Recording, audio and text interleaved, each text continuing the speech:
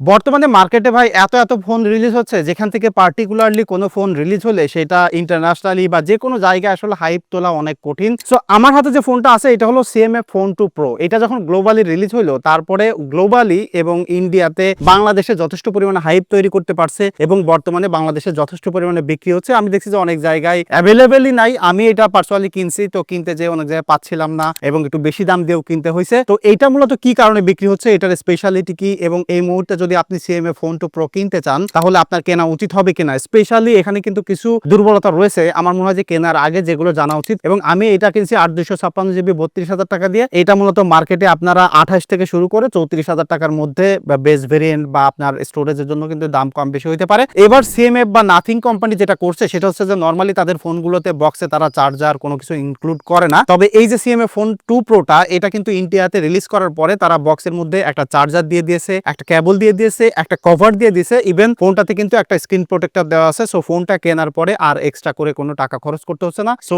Definitely সেটা একটা good things. তবে এই ফোনটার স্পেশালিটি হলো এটার ডিজাইন। ব্যাকের যে পার্টটা দেখতে পাচ্ছেন এটা কিন্তু টোটাল ফ্রেমটা সহ প্লাস্টিকের, তবে এইটা এবারও খোলা যায়। খুলে এখানে বিভিন্ন ধরনের অ্যাক্সেসরিজ আপনারা লাগাইতে পারবেন এবং এখানে যে স্ক্রুগুলো দেখতে পাচ্ছেন এগুলোও কিন্তু খুলে এর পিছনে আগের মতোই বিভিন্ন ধরনের আসলে অ্যাক্সেসরিজ লাগানো যায়। তবে আমার কাছে মনে হয় যে অনেকেরই এই ডিজাইনটা বেশি ভালো লাগবে এবং আমি দেখছি যে যারা আমার হাতে এই ফোনটা দেখছে এখনো পর্যন্ত বা সবাই কম বেশি এই ডিজাইনটা নিয়ে আসলে একটা পজিটিভ থিঙ্ক আছে এবং ডিজাইনের জায়গাটা আসলে সাবজেক্টিভ হয়। তবে আমার পার্সোনালি ভালো লাগছে এবং আমি এখনো পর্যন্ত যাদেরকে দেখাইছি সবারই কম বেশি ভালো লাগছে। এবং এইটার যে বিল্ড ম্যাটেরিয়াল আছে সেটা হাতে ধরলে একটা প্লাস্টিকি ফোনের আপনার ফিল হবে। তবে একটা জিনিস আমার কাছে ভালো লাগছে, সেটা হচ্ছে এত বড় সড় একটা ফোন হাতের মধ্যে ধরলে খুবই লাইট ওয়েট ফিল হয়, সেইটা খুবই দারুণ একটা জিনিস। লাইক লং টাইম ধরে হাতের মধ্যে থাকলেও এবং পকেটে রাখলেও এক্সট্রা কোনো আসলে পেইন আপনার কাছে মনে হবে না। সো বিল্ড কোয়ালিটির দিক থেকে একটু স্যাক্রিফাইস থাকলেও ডিজাইনের দিক থেকে এটা পুষিয়ে দিচ্ছে। এবং যে ক্যামেরা বাম্প তিনটা দেখতে পাচ্ছেন, এখানে কিন্তু 3টা ক্যামেরা সেন্সর আছে। এটা বিস্তারিত ডেফিনেটলি ক্যামেরা সেগমেন্টে বলতেছি। ডান পাশে উপরে ভলিউম বাটন আর এখানে একটা এসেনশিয়াল বাটন আছে। বটমে এখানে একটা টাইপ সি পোর্ট আছে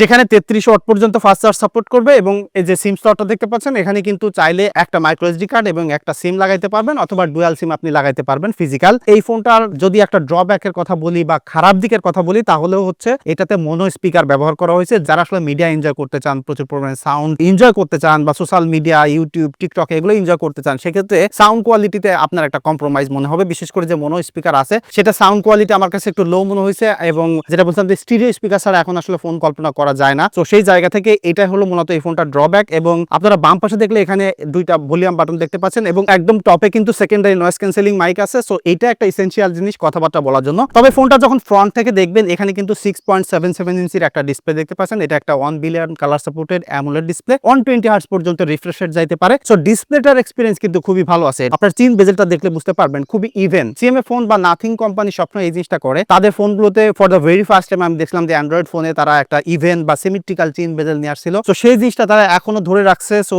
একটা প্রিমিয়াম এক্সপিরিয়েন্স বা প্রিমিয়াম লুক আপনি সামনে থেকে দেখলে বুঝতে পারবেন এবং যে কোনো লাইটিং কন্ডিশনে ইজিলি ব্যবহার করতে পারবেন। এবং যদি ইন্টারনাল আসি, এই ফোনটাতে কিন্তু আপনারা পাবেন Dimensity 7300 একটা প্রসেসর, যার সাথে 8GB র্যাম রয়েছে আর 128GB অথবা 256GB একটা ভেরিয়েন্ট পাওয়া যায়। সো এই ফোনটার পারফরমেন্স সেগমেন্টের কথা যদি আমি বলি তাহলে এখন যারা আসলে নর্মাল ইউজার আছেন বা ডেইলি লাইফে যারা আসলে ব্যবহার করেন, লাইক সোশ্যাল মিডিয়া ব্রাউজ করেন বা ক্যাজুয়াল যেসব ইউজেস ক্ষেত্র আছে, সেগুলো এটা একদম পারফেক্টলি হ্যান্ডেল করতে পারবে। এবং এইটা যে নাথিং ওএস চলতেছে সেটা কিন্তু বেসড অন অ্যান্ড্রয়েড 15 রয়েছে। সো এখানে আপনারা আরো 3টা মেজর ওএস আপডেট পেয়ে যাবেন। তো এখন অ্যান্ড্রয়েড ওয়ার্ল্ডের যদি আপনি ইউনিক বা একটা অপটিমাইজ বা একটু ডিফারেন্ট কোনো একটা অপারেটিং সিস্টেমের কথা বলেন যেটা ক্লিন এবং ডেইলি লাইফে ব্যবহার করতে গেলে ভেরি স্ন্যাপি এবং রেসপন্সিভ ফিল হয়, সেটা কিন্তু নাথিং ওএস। এবং আমার মনে হয় যে এখনো পর্যন্ত সবাই কম বেশি জানেন। ইভেন যারা গেমিং করতে চান, এটা কিন্তু পাবজিতে 90 FPS পর্যন্ত সাপোর্ট করে, একদম স্মুথলি প্লেব্যাক করে। তবে আপনি যদি এটা 60 FPS এ গেমিং করেন তাহলে স্মুথলি গেমিং করতে পারবেন। সো যারা আসলে গেমার আছেন তারাও কিন্তু এটা এনজয় করবেন। সো পারফরমেন্স সেগমেন্টে ডেফিনেটলি এখানে আমরা একটা বেটার প্রসেসর এক্সপেক্ট করতে পারতাম, বাট স্টিল এখানে যেটা আছে it will get your job done. So আমি বলতে পারি যে প্রাইস সেগমেন্টে ফোন কিনতেছেন সেই হিসেব করলে ডেফিনেটলি এটা একটা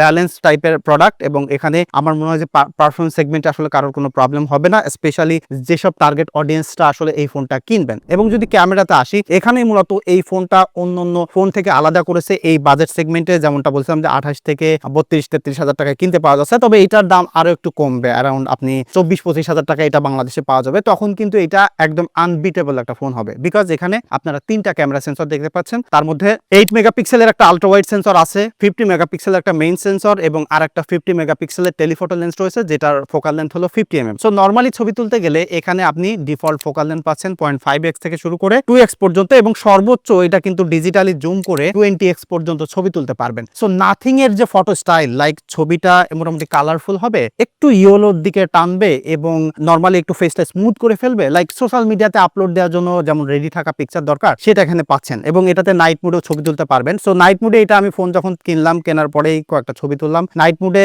দেখলাম যে একটু বেশি ইয়েলোইশ ছবি আসতেছিল, তারপরে একটা আপডেট আসলো, আপডেট আসার পরে সেটা ফিক্সড হয়েছে। এবং এটা কিন্তু নাথিংও নিজে স্বীকার করছিল যে তাদের ফোনে এই প্রবলেমটা আছে, এবং কার্ড পে তাদের সিইও বলছিল যে we are working on it. So সেটা কিন্তু সলভ হয়েছে। সো এখন নাইট মুড, প্রপার লাইট এবং আপনি যদি কন্ট্রাস্টি লাইট মিলিয়ে ছবির কথা বলেন তাহলে ভালো ছবি আপনি পাবেন। তবে একদম প্রপার লাইটে ছবি তুললে আমি দেখছি যে আলট্রা ওয়াইডটা খুবই ভালো ডিটেল প্রোভাইড করে। তবে একটু লো লাইট হলে সামটাইম আলট্রা ওয়াইডের সেন্সর, যেটা 8 মেগাপিক্সেলের সেন্সর আছে, সেটাতে খানিকটা ডিটেল মিস করে। তবে ওভারঅল আমি বলতে পারি যে বাজেট সেগমেন্ট হিসেবে একটা কমপ্লিট ক্যামেরা সেটআপের এক্সপেরিয়েন্স এখানে আপনাকে দিচ্ছে। তবে এখানে যে প্লাস পয়েন্ট আপনি পাবেন সব থেকে বড় যেটা, সেটা হচ্ছে যে এটা পোর্ট্রেট তুলতে গেলে, এবং এখন কিন্তু আমরা ফোন কিনতে গেলে সবাই মোটামুটি পোর্ট্রেট তুলি। সো এখানে পোর্ট্রেট তুলতে গেলে একটা কমপ্লিট যেটা করছে নাথিং, সেটা হচ্ছে যে পোর্ট্রেটে এখানে 1x 2x 3x এবং 4x এ আপনি পোর্ট্রেট তুলতে পারবেন। সো পোর্ট্রেট তুলতে গেলে আপনি অ্যামেজিং কিছু ফোকাল লেন্থ পাচ্ছেন, এবং এজ ডিটেকশন, ব্যাকগ্রাউন্ড ব্লার খুবই সুন্দর আছে, এবং ছবিগুলো আপনারা এখানে পাশাপাশি দেখে বুঝতে পারতেছেন। আমি গ্রামে আসছি, গ্রামে বেশ কিছু ছবিও তুলছি। তো আমি দেখলাম যে যখন প্রপার লাইটে ছবি তোলা হচ্ছে খুবই সুন্দর, মানে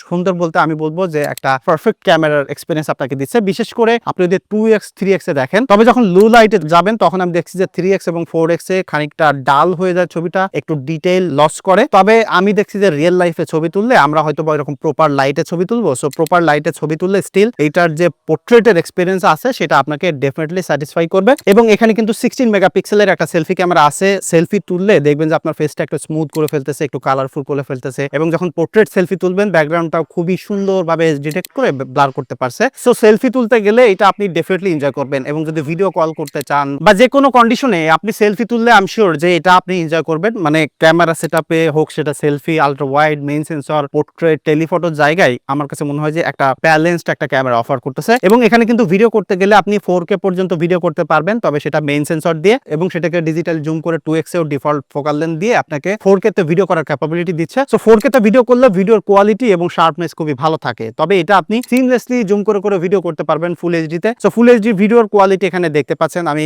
খুব রানিং অবস্থায় ভিডিও করছি, ভিডিও কোয়ালিটি ভালো আছে, স্টেবিলিটিও আছে। তবে আমার কাছে মনে হলো যে টেলিফটো লেন্সটা রয়েছে সেটার স্টেবিলিটি একটু কম আছে। তবে ওভারঅল বাজেট সেগমেন্ট হিসেব করলে যদি আমি ভিডিওর কোয়ালিটির কথা বলি, মোস্ট অফ দা ফোন আসলে ভিডিও কোয়ালিটিতে আসলে স্ট্রাগল করে। তো সেই জায়গা থেকে যথেষ্ট ভালো আছে, লাইক একদম বেস্ট লেভেলের না, but still like cope up করতে পারে। এবং সেলফিতেও কিন্তু আপনি সর্বোচ্চ ফুল এইচডি পর্যন্ত ভিডিও করতে পারবেন। সেলফির একটা স্যাম্পল আমি দিয়ে দিচ্ছি, আপনারা দেখেন। এটা হলো সেলফি ক্যামেরার স্যাম্পল, দেখতে পাচ্ছেন সর্বোচ্চ ফুল এইচডি পর্যন্ত ভিডিও করা যায়। সাউন্ড কেমন ক্যাপচার করে সেটাও শুনতে পাচ্ছেন। গ্রামের বাড়িতে আসি, আশেপাশে একদম সাউন্ড নাই, জাস্ট পাখির কিচিরমিচির শব্দ শুনতে পাচ্ছেন। সো আই হোপ যে একটা আইডিয়া পেয়ে গেলেন যে সেলফি ক্যামেরার ভিডিও কেমন হবে। আমি একটু পিছনে সানলাইটটা দিয়ে দিই, তাহলে আরও বুঝতে সুবিধা হবে। সো এটাই ছিল মূলত ভিডিও কোয়ালিটি। এই ফোনটাতে কিন্তু 5000 মিলিঅ্যাম্পিয়ার একটা ব্যাটারি আছে, 33 ওয়াট পর্যন্ত আপনি ফাস্ট চার্জ করতে পারবেন, ওয়্যারলেস চার্জ নাই। তবে এটাতে ব্যাটারি ব্যাকআপ আমি এক্সিলেন্ট পেয়েছি। আমি এইটা হেভি ইউজ করে 6.5 ঘন্টা স্ক্রিন অন টাইম পেয়েছি। সো আমার কাছে মনে হলো যদি আপনি আরো ব্যবহার করতে যান, লাইক ডেইলি লাইফে ব্যবহার করতে যান, তাহলে ব্যাটারি ব্যাকআপ আরো একটু বেটার পাবেন। অন অ্যান এভারেজ 7 থেকে 8 ঘন্টা স্ক্রিন অন টাইম পেয়ে যাবেন। ব্যাটারি ব্যাকআপ নিয়ে আমার মনে হয় না যে কারো কোনো প্রবলেম হবে। সো ফাইনালি যদি আসি যে CMA ফোন 2 Pro কাদের জন্য, এটা অলমোস্ট পারফেক্ট একটা ফোন, এক্সেপ্ট ওই যে সাউন্ড কোয়ালিটির কথা বললাম। সাউন্ড কোয়ালিটির দিক থেকে যদি এটা স্টিরিও স্পিকারটা হইতো বা একটু লাউড হইতো তাহলে পারফেক্ট হইতো। তাছাড়া যদি আরেকটা ডাউনগ্রেডের কথা বলি, তাহলে এই ফোনটা হাতের মধ্যে ধরলে মোটামুটি একটু চিপ ফিল হয়, প্লাস্টিক মেড তো। সো এটা ব্যবহার করতে গেলে আপনাকে একটু কেসিং কভার ব্যবহার করতে হবে, যত্ন করে ব্যবহার করলে লং টাইম ব্যবহার করতে পারবেন। আদার দ্যান দ্যাট আপনি যদি ক্যামেরার কথা বলেন, ভিডিও কোয়ালিটির কথা বলেন, ডিসপ্লের কথা বলেন, পারফরমেন্সের কথা বলেন, it's a almost perfect device. এটা ছিল মূলত আমার এক্সপিরিয়েন্স। এটা যদি আপনারা কেউ ব্যবহার করেন তাহলে ডেফিনেটলি আপনাদের এক্সপিরিয়েন্স কেমন হচ্ছে সেটা কমেন্ট করে জানাতে পারেন। দেখা হচ্ছে পরবর্তী ভিডিওতে। ধন্যবাদ সবাইকে।